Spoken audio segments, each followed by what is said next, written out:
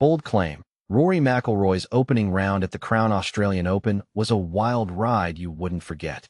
And this is where the drama begins. The world number one's day unfolded like a roller coaster, with 6 bogeys and 5 birdies, leaving him at 1 over par and 7 shots off the lead.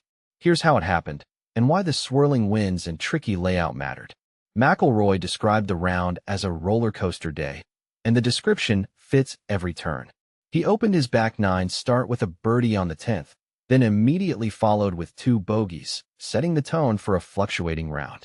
The winds at Royal Melbourne, gusting up to 60 kilometers per hour, 38 miles per hour, were a major factor, turning even well-hit shots into uncertain outcomes and helping to explain the day's erratic scoring. The course itself, part of Melbourne's historic Sandbelt Group, is known for its defense and for demanding precision in windy conditions. McIlroy's ball striking wasn't the issue so much as navigating the gusts and avoiding the few costly spots.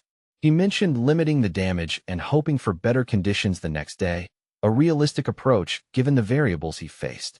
Nearby Kingston Heath, which McIlroy noted as the best course in Melbourne, will host the President's Cup in 2028, underscoring the strength of the local venues and the high level of competition around this event.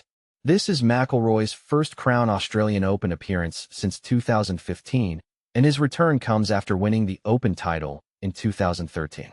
He began the round with a birdie on the 10th and followed with 2 bogeys, setting the tone for a day marked by volatility rather than consistency. The group also included Adam Scott and Min Woo Lee, who both finished at 69 to stay within 4 strokes of the leaders. They teed off at 7 a.m. local time to a throng of enthusiastic fans, a reminder of the event's significance in Australia. McIlroy spoke of the early morning crowd's energy, noting how golf events can carry extra meaning down under and how proud Australians are of this championship. Scott echoed that sentiment, describing the atmosphere as incredible and praising the course's resilience in the windy conditions. On the leaders board, Elvis Smylie, Ryan Fox, and Carlos Ortiz were tied at the top with 65s, while Cameron Smith struggled through bogeys late to a 70, aiming to avoid missing his 8th straight cut. Smillie's round included a remarkable moment when a spectator's involvement indirectly aided a birdie. On the par 4 first, a mishit shot struck a spectator but ricocheted back into prime position, allowing Smylie to convert from 5 feet. He attributed the turn of fortune to golf's unpredictable gods looking favorably on him that day. David Puig shot 74, finishing with a solid but not standout score after winning the BMW Australian PGA Championship the previous week.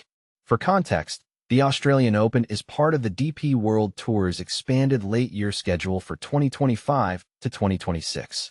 The winner earns a Masters exemption for the following year, and the top 3 finishers not already exempt secure a spot in the Open Championship 2026 at Royal Birkdale. Key takeaway: this event isn't just about who shoots the lowest round. It's a test of weather resilience, course knowledge, and the ability to chase major exemptions while navigating the demands of a field loaded with world-class competitors.